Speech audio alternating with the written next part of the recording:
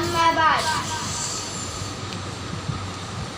काबिल एहतराम ख़वातीन और यहाँ पर बैठे प्यारे बच्चों, आज मैं आप सभी को यौम आज़ादी की बहुत बहुत मुबारकबाद पेश करता हूँ।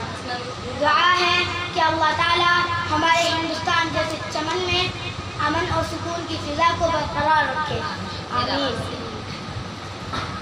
मजहब नहीं सिखाता आपस में बैर रखना, हिंदी है हम वतन है हिंदुस्तान हमारा।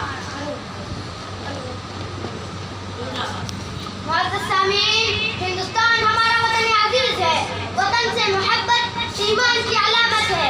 ये वतन हमारे बुजुर्गों की बेपनाह कोशिशों और कुर्बानियों के बाद हासिल हुआ। ये वतन हमारे बुजुर्गों की अमानत है।